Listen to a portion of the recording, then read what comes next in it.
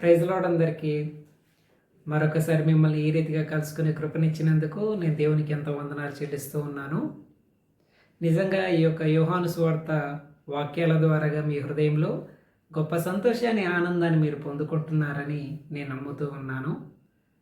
నిజంగా మనం ఆత్మీయ జీవితం జీవించేటప్పుడు చాలాసార్లు కూడా మన వాక్యాన్ని నమ్మడానికి బదులుగా మన ఆలోచన మనం నమ్ముతూ ఉంటాం. చాలాసార్లు మనం ఆత్మీయ జీవితం గురించి ఆలోచించేటప్పుడు ప్రార్థన చేయడము, బైబిల్ చదవడము, సంఘంలో వాలంటరీగా వర్క్ చేయడము, ఇవి మనం చేసినట్లయితే ఆత్మీయ జీవితం జీవిస్తున్నాము అని చాలాసార్లు మనం అనుకుంటూ ఉంటాం.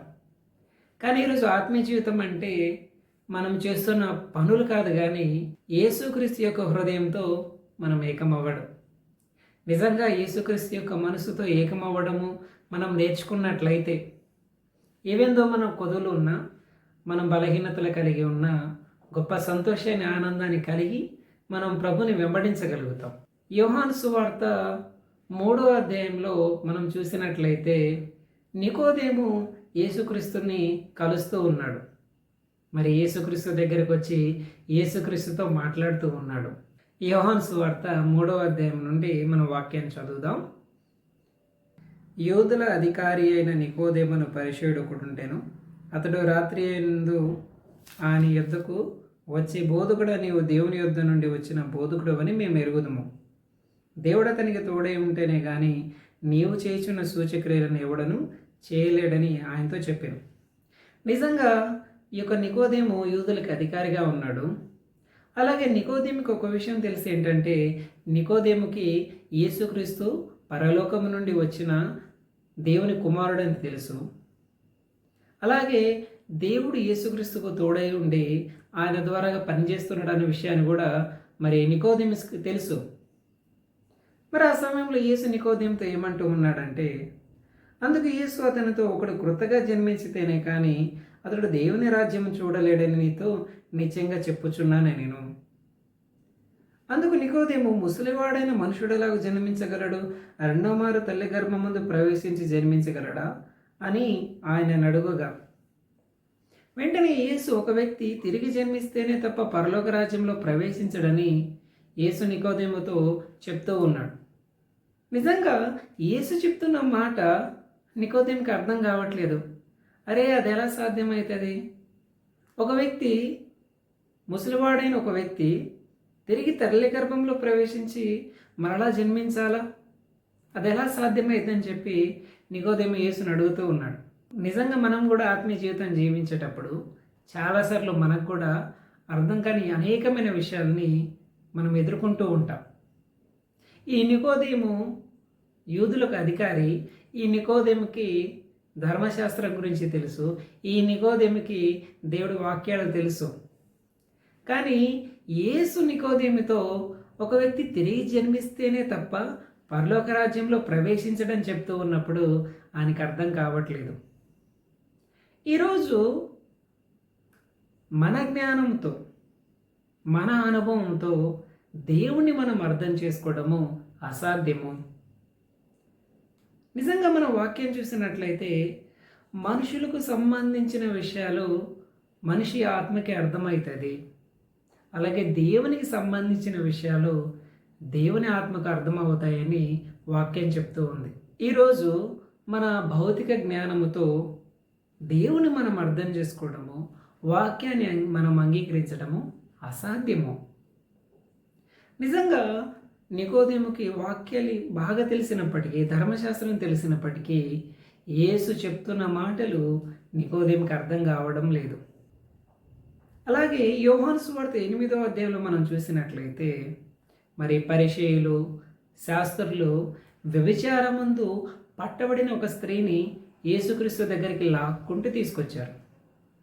ఆ సమయంలో వాళ్ళు అడుగుతూ ఉన్నారు, మోషే ధర్మశాస్త్ర ప్రకారం ఎవరైనా వ్యభిచారం చేస్తూ పట్టబడితే వాళ్ళని రాళ్లతో కొట్టమని చెప్పి ధర్మశాస్త్రం మనకు చెప్తుంది కదా, మరి బోధకుడా నువ్వు ఏం చెప్తావని చెప్పి యేసుని అడుగుతూ ఉన్నారు. ఆ సమయంలో మేబీ వాళ్ళు ఆలోచించి ఉండొచ్చు, యేసు కొట్టమనైనా చెప్పాలి, లేకపోతే కొట్టొద్దైనా చెప్తాడని చెప్పి వాళ్ళు ఎదురు చూస్తూ ఉన్నారు. కానీ యేసుక్రీస్తు కొట్టమని చెప్పట్లేదు, కొట్టొద్దని చెప్పట్లేదు, కానీ ఆయన ఏమని చెప్తూ ఉన్నాడంటే, మీలో పాపం లేనివాడు, మీలో పాపం లేనివాడు మొట్టమొదటిగా ఆమె మీద రాయి వేయమని చెప్తూ ఉన్నాడు. చూడండి, అక్కడున్న పరిశీలన శాస్త్రులు యేసు ఇటువంటి ఒక సమాధానం చెప్తాడని వాళ్ళు ఊహించి ఉండారు కదా. ఈరోజు మన జ్ఞానము దేవుని జ్ఞానము పూర్తిగా వేరుగా ఉంది. ఉదాహరణకి మన జ్ఞానము ఇంత అనుకోండి, దేవుని జ్ఞానము విశ్వమంతా. నిజంగా మన జ్ఞానంతో దేవుని మనం అర్థం చేసుకోవడము అసాధ్యము. చాలాసార్లు వాక్యాన్ని మన సొంత జ్ఞానంతో అర్థం చేసుకోవడానికి ప్రయత్నం చేస్తూ ఉంటాం కాబట్టి ఆ దేవుని హృదయం స్పష్టంగా మనకు అర్థం కాకపోవడం వల్ల మనం అపార్థం చేసుకుంటూ జీవిస్తాం. అలాగే యోహాను సువార్త 4వ అధ్యాయంలో యేసు యాకోబు బావి దగ్గర ఆయన కూర్చొని ఉన్నాడు. ఆ సమయంలో సమరయ స్త్రీ నీళ్లు పట్టుకోవడానికి ఆ బావి దగ్గరకు వచ్చింది. ఆ సమయంలో ఆ యొక్క సమరయ స్త్రీని యేసు నీళ్ళు ఇమ్మని అడిగాడు. ఆ టైంలో ఆ స్త్రీ అంటుంది, నేను ఒక సమరయ స్త్రీని, నువ్వు యూదుడవు, నువ్వు నా దగ్గర నీళ్ళు ఎలా అడుగుతావని అన్నప్పుడు యేసు అంటూ ఉన్నాడు, ఈ నీళ్లు తాగువాడు మరలా దప్పికొంటాడు, కానీ నేనిచ్చే నీళ్లు తాగువాడు ఎప్పటికీ దప్పికొనడు. నిజంగా ఆమెకు అర్థం కావట్లేదు. అరే, అసలు ఎప్పటికీ దప్పిక అవ్వకుండా ఉండే నీళ్లు కూడా ఉన్నాయా? ఇప్పుడు ఒకవేళ ఈ సమరయ స్త్రీ తన జ్ఞానంతో అర్థం చేసుకోవాలంటే అది అసాధ్యం. కానీ యేసు చెప్తున్న మాట మన జ్ఞానంతో మనం అర్థం చేసుకోలేము. కాబట్టి ఈరోజు యేసుక్రీస్తు యొక్క జ్ఞానము మన జ్ఞానం పూర్తిగా వేరుగా ఉంది. ఇక్కడ నికోదేము ధర్మశాస్త్రం తెలిసిన వ్యక్తి, యూదులకు అధికారి. కానీ నికోదేము యేసు దగ్గరకు వచ్చినప్పుడు యేసు చెప్తున్న మాట నికోదేముకి అర్థం కావడం లేదు. అందుకోసమే ముసలివాడైన వ్యక్తి తిరిగి ఎలా జన్మిస్తాడు? తల్లి గర్భంలో ప్రవేశించి మరలా జన్మించాలా? అప్పుడు యేసు అంటూ ఉన్నాడు, 5వ వచనం, యేసు ఇట్లా, నేను ఒకడు నీటి మూలంగాను ఆత్మ మూలంగాను జన్మించితేనే కానీ దేవుని రాజ్యంలో ప్రవేశించలేడని మీతో నిశ్చయంగా చెప్పుచున్నాను. శరీరం మూలంగా జన్మించినది శరీరమును, ఆత్మ మూలంగా జన్మించినది ఆత్మనై ఉన్నది. నిజంగా ఈరోజు యేసు మాట్లాడుతున్న విషయాలు శరీరానికి సంబంధించిన విషయాలు కాదండి, మన ఆత్మకు సంబంధించిన విషయాలు యేసు మాట్లాడుతూ ఉన్నాడు. దేవుడు మనల్ని ఏం చేయాలనుకుంటూ ఉన్నాడంటే, మన సొంత జ్ఞానాన్ని ఖాళీ చేసి మనల్ని తన యొక్క వాక్యంతో ఏకం చేయాలని దేవుడు ఆశిస్తూ ఉన్నాడు. నేను ఒకరోజు ఒక పుస్తకంలో ఒక ఆర్టికల్ చదివానండి. సౌత్ కొరియా దేశంలో ఒక రైతు పుచ్చకాయల పంటని పండించేవాడు. చాలా సంవత్సరాలుగా తను ఆ పంటను పండిస్తూ ఉన్నాడు. కానీ ఎంతగా తను పంటను పండిస్తున్నప్పటికీ, మంచి ఎరువు వేస్తున్నప్పటికీ, ఆ పంట కోసం కావలసినవన్నీ తను చేస్తూ ఉన్నప్పటికీ కూడా సరిగ్గా దిగుబడి వచ్చేది కాదు. కేవలము 3 కాపులు కాసి తర్వాత ఆ పంట అనేది అయిపోయేది. మరి తను ఎంతో చింతిస్తూ ఉండేవాడు.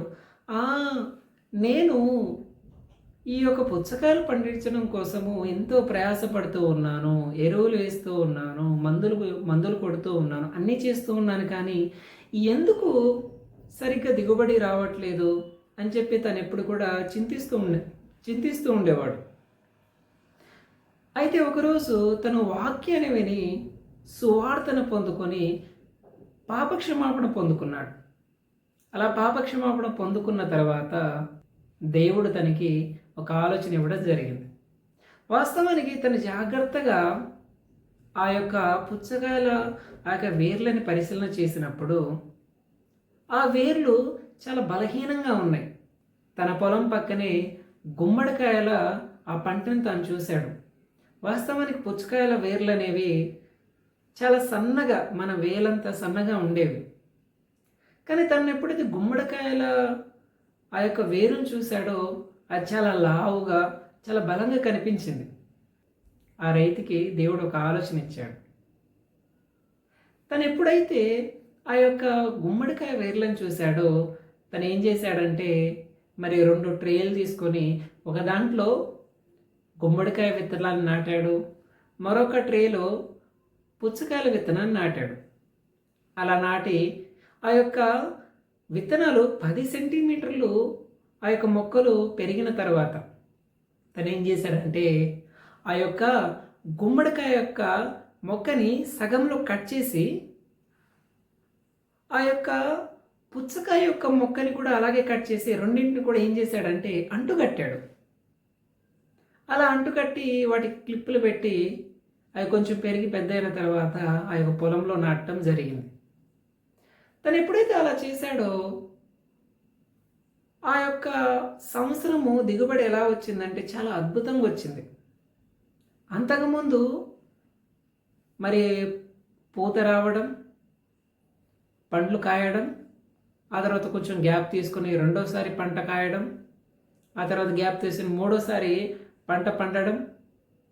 ఈ 3 సార్లు అయిపోయిన తర్వాత అవి మరలా ఆ యొక్క పుచ్చకాయల తీగ అనేది మరల ఫలించేది కాదు, పండ్లు కాసేవి కావు. మరి ఆ సమయంలో ఎప్పుడైతే ఈ రైతు ఈ గుమ్మడికాయ వేర్లతో పుచ్చకాయల ముక్కని అంటుకట్టాడో ఆ సంవత్సరము దాదాపు 5 సార్లు ఆ యొక్క పంట రావడం జరిగింది. 5 సార్లు ఆ యొక్క పంట పండడం జరిగిందనమాట. ఎప్పుడైతే ఈ రైతు దాన్ని చూశాడో నిజంగా తను చాలా సంతోషాన్ని పొందుకున్నాడు. మిగతా రైతుల కంటే కూడా మరి తను అధిక దిగుబడిని పొందుకొని అధిక లాభాలు పొందుకోవడం జరిగింది. అంతకుముందు ఆ యొక్క పుచ్చకాయ వేరు బలహీనంగా ఉండడం వల్ల కేవలం 3 కాపులు కాసి ఆ తర్వాత కాపు వచ్చేది కాదు, పంట వచ్చేది కాదు. కానీ ఎప్పుడైతే తను ఇలా గుమ్మడికాయ వేర్లతో పుచ్చకాయ మొక్కని అంటుకట్టాడో ఆ వేరు బలంగా ఉంది కాబట్టి మరి తను అధిక దిగుబడిని పొందుకున్నాడు. కాయలు కూడా అంతకుముందు చాలా చిన్నగా వచ్చేవి. ఆ తర్వాత ఎప్పుడైతే అలా అంటుకట్టడం ప్రారంభించాడో కాయలు చాలా పెద్దగా రుచికరంగా మారడం జరిగేవి. ఆ తర్వాత చాలామంది కూడా చుట్టుపక్కల ఉన్న రైతులు తన దగ్గరకు వచ్చి ఆ యొక్క టెక్నిక్స్ అన్నీ కూడా వాళ్ళ దగ్గర నేర్చుకుని వాళ్ళ ప్రాంతంలో ఆ యొక్క పుచ్చకాయల్ని పండించడం ప్రారంభించారు. నిజంగా ఈరోజు దేవుడు మనల్ని ఏం చేయాలనుకుంటున్నాడంటే మన సొంత ఆలోచనల నుండి మనల్ని కట్ చేసి మనల్ని యేసుక్రీస్తుతో ఏకం చేయాలనుకుంటూ ఉన్నాడు. రోమిలకు రాసిన పత్రికలో మనం చూసినట్లయితే అడవి ఒలివ చెట్టులో నుండి ఒక కొమ్మను విరిచి మంచి ఒలివ చెట్టుతో ఎలాగైతే దేవుడు అంటుకడుతూ ఉన్నాడో ఈరోజు మనల్ని మన ఆలోచనల నుండి వేరు చేసి మనల్ని వాక్యంతో ఏకం చేయాలనుకుంటూ ఉన్నాడు. యేసుక్రీస్తుతో ఏకం చేయాలనుకుంటూ ఉన్నాడు. ఈరోజు మన నుండి ఏం బయటకు వచ్చింది? పాపము, శాపము, నిరాశ, నిస్పృహ, ఒంటరితనము, ఇలాంటి విషయాలు మన నుండి బయటకు వస్తూ ఉంటాయి. మన నుండి ఎప్పుడు పాపమే బయటకు వచ్చింది, నిరాశే బయటకు వచ్చింది. అందుకోసమే ఈరోజు మనం ఏమంటున్నామంటే మేము పాపులము, మా దగ్గర పాపం ఉంది. ఈవెందో మనం సంఘానికి వెళ్తున్నా, బైబిల్ చదువుతున్నా, సువార్తను ప్రకటిస్తూ ఉన్నా, ఉపవాసం ఉంటున్నా, కానుకలిస్తున్నా, అన్నీ చేస్తూ ఉన్నప్పటికీ కూడా ఈరోజు చాలామంది హృదయాల్లో మేము ఇంకా పాపులుగా ఉన్నాము, మా దగ్గర పాపం ఉంది, మేము మరణిస్తే నరకానికి వెళ్తాము. ఈవెందో మేము బాప్తిసం పొందుకున్నాం అయినప్పటికీ మా దగ్గర పాపం ఉంది, మేము రక్షణ పొందుకున్నాం అయినప్పటికీ మా దగ్గర పాపం ఉంది, మేము పాపులమే, చనిపోయేంతవరకు మేము పాపులమే. ఇలాంటి ఆలోచనతో చాలామంది జీవిస్తూ ఉన్నారు. నేను కూడా చిన్నప్పటి నుండి సంఘానికి వెళ్తూ, ప్రార్థన చేస్తూ, వాక్యాన్ని చదువుతూ, సండే స్కూల్ చెప్తూ, ఉపవాసం ఉంటూ, కానుకలు ఇస్తూ, దశంభాగం ఇస్తూ అన్నీ చేసేవాడిని. కానీ దేవుని ముందుకెళ్ళి నేను నిలబడే ప్రతిసారి దేవా ఈ ఘోరమైన పాపాన్ని క్షమించు, తెలిసి తెలియక చేసిన పాపాలు క్షమించు తండ్రి, ఇలా నేను ప్రార్థన చేసేవాడిని. కానీ ఎప్పుడైతే సత్యము నా దగ్గరకు వచ్చిందో, నిజంగా నా పాపం నుండి నేను స్వతంత్రాన్ని పొందుకున్నాను. నిజంగా మరి మా దైవ సేవకులు చాలా ప్రాంతాలకు వెళ్తూ సువార్తను ప్రకటిస్తూ ఉన్నారు. ఒకరోజు మరి దైవ సేవకుడు తను ఆఫ్రికా దేశంలో ఉన్న ఘానా దేశానికి ఆయన ఓల్డ్ క్యాంప్ నిమిత్తం వెళ్ళడం జరిగింది. ఆ ఘానా దేశంలో ఓల్డ్ క్యాంప్ ఎప్పుడైతే ఆయన వాక్యం చెప్పడానికి అక్కడికి వెళ్ళాడో, ఆ సమయంలో ఆ ఓల్డ్ క్యాంప్లో గ్రీటింగ్స్ ఇవ్వడానికి ప్రెసిడెంట్ గారి యొక్క భార్య ఆ యొక్క మీటింగ్కి రావడం జరిగింది. ఆ సమయంలో మరి మీటింగ్లో ఆమె గ్రీటింగ్ ఇచ్చిన తర్వాత కూర్చొని దైవసేవకు నుండి పాప క్షమాపణ గురించి ఆమె సువార్తను వినడం జరిగింది. అలా సువార్తను విన్న తర్వాత దైవసేవకులు వాక్యం చెప్పి స్టేజ్ నుండి కిందకి దిగి వచ్చిన తర్వాత వెంటనే ప్రెసిడెంట్ భార్య గారు మరి దైవసేవకుడి దగ్గరికి వెళ్ళి, అయ్యా మరి ప్రెసిడెంట్ గారు అనారోగ్యంతో బాధపడుతూ ఉన్నారు, ఒకసారి మీరు వచ్చి ఆయన కోసం ప్రార్థన చేస్తారా అని అడిగినప్పుడు వెంటనే దైవసేవకుడు నేను ఖచ్చితంగా వస్తానని చెప్పి ఆమెతో మాట్లాడడం జరిగింది. ఆ తర్వాత మరి మరుసటి రోజు దైవసేవకులు కోయర్ మెంబర్తో పాటు కలిసి ఆ యొక్క ప్రెసిడెంట్ గారింటికి వెళ్ళడం జరిగింది. ఆ సమయంలో ప్రెసిడెంట్ గారు చాలా బలహీనంగా, కనీసం నడవడానికి కూడా ఓపిక లేకపోవడం వల్ల నిదానంగా నడుచుకుంటూ వచ్చి కుర్చీలో కూర్చున్నారు. ఆ సమయంలో మరి ప్రెసిడెంట్ గారు పాస్టర్ గారితో మాట్లాడుతూ, పాస్టర్ గారండి, నేను చిన్నప్పటి నుండి సంఘానికి వెళ్తూ ఉన్నాను, బైబిల్ చదువుతూ ఉండేవాడిని, ప్రార్థన చేస్తూ ఉండేవాడిని. ఏమైందో నేను ప్రెసిడెంట్గా ఉన్నప్పటికీ ప్రతి ఆదివారం క్రమం తప్పకుండా సంఘానికి వెళ్తూ ఉన్నాను. కానీ ఈరోజు నేను మరణకరమైన వ్యాధితో బాధపడుతూ ఉన్నాను, నేను మరణానికి దగ్గరలో ఉన్నాను. కానీ ఈ మరణాన్ని ఎదుర్కోవాలంటే నేను చాలా భయపడుతూ ఉన్నాను. ఎందుకోసమంటే నా దగ్గర పాపం ఉంది. ఈ పాపం వల్ల నేను మరణాన్ని ఎదుర్కోవాలని చాలా భయపడుతూ ఉన్నాను పాస్టర్ గారు అని చెప్పి ఆ ప్రెసిడెంట్ గారు దైవసేవకులతో మాట్లాడారు. దైవసేవకుడు అడుగుతూ ఉన్నాడు, సార్ మీ దగ్గర పాపం ఉందన్న విషయం మీకు ఎలా అర్థమైంది? వెంటనే ప్రెసిడెంట్ గారు, నేను ఎన్నో పాపాలు చేశాను, కొన్నిసార్లు నేను అబద్ధం ఆడాను, కొన్ని విషయాలు నేను తప్పిపోయాను, కాబట్టి నా దగ్గర పాపం ఉంది. వెంటనే పాస్టర్ గారు ఆ ప్రెసిడెంట్ గారితో మాట్లాడుతూ, ఏ దేశంలో అయినా సరే ఎవరైనా ఒక తప్పు చేసిన వ్యక్తి, ఎవరైనా ఒక నేరం చేసిన వ్యక్తి తనంతట తాను తీర్పును తీర్చుకునే అధికారం ఎవరికి లేదు. వారికి తీర్పు తీర్చే అధికారం ఎవరికి ఉందంటే కేవలం న్యాయాధిపతికే ఉంది, కోర్టులో ఉన్న జడ్జి గారికి ఉంది.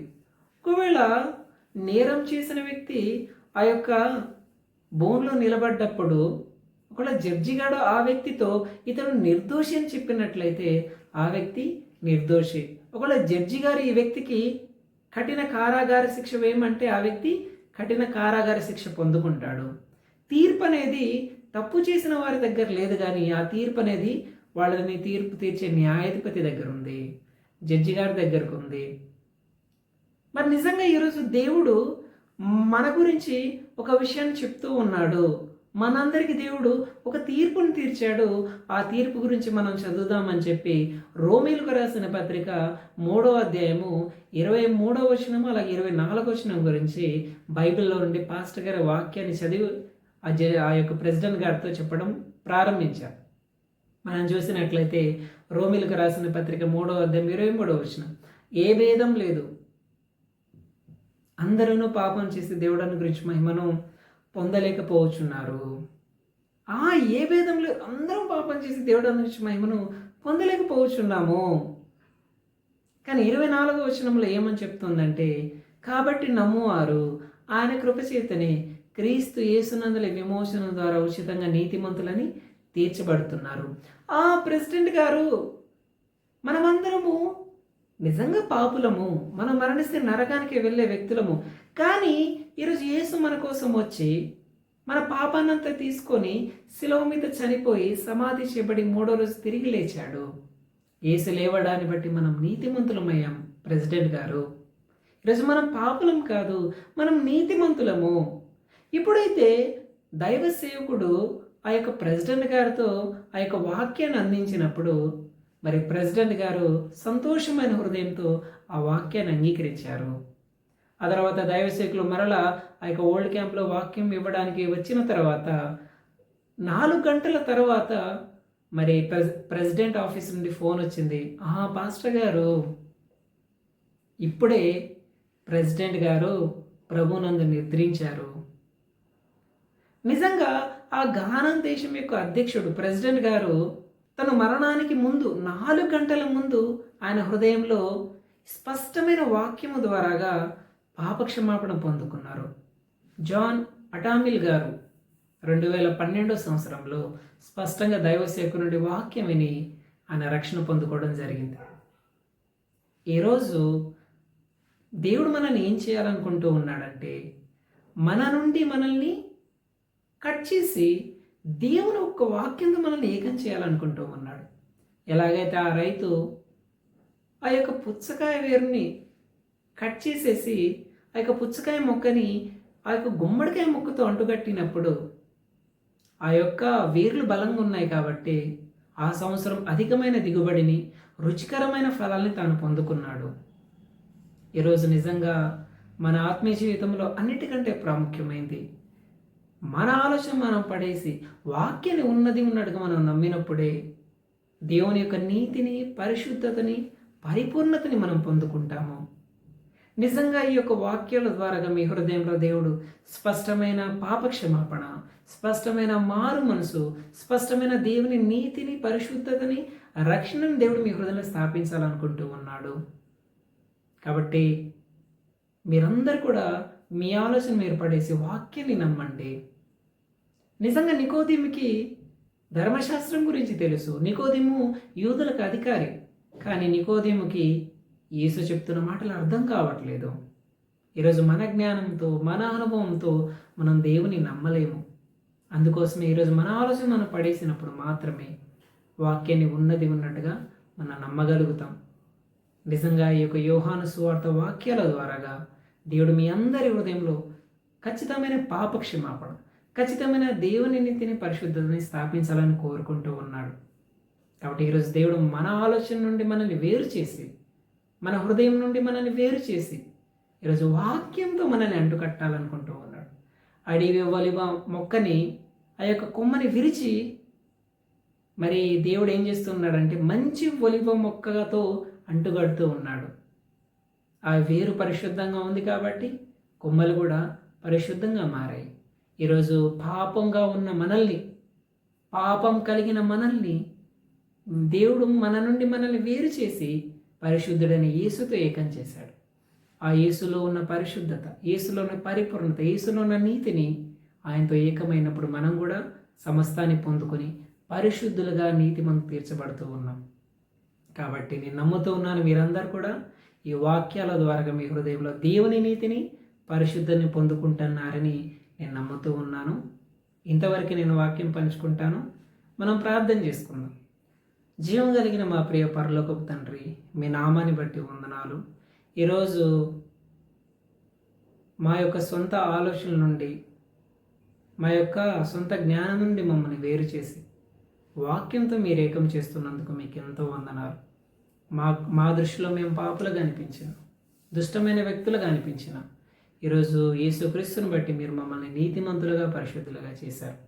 ఈ వాక్యం వింటున్న ప్రతి ఒక్కరి హృదయాల్లో మీ నీతిని, మీ పరిశుద్ధను స్థాపించి నీ కృపలో నీ బిడ్డలు నడిపించమని కోరుతూ ప్రతిదీ కూడా మీ చేతులకు అప్పచెప్పుకుంటూ నజరేయుడైన యేసు నామములో ప్రార్థిస్తున్నాం పరమ తండ్రి, ఆమేన్. దేవుడు మిమ్మల్ని అందరినీ కూడా దీవించును గాక. ఆమేన్.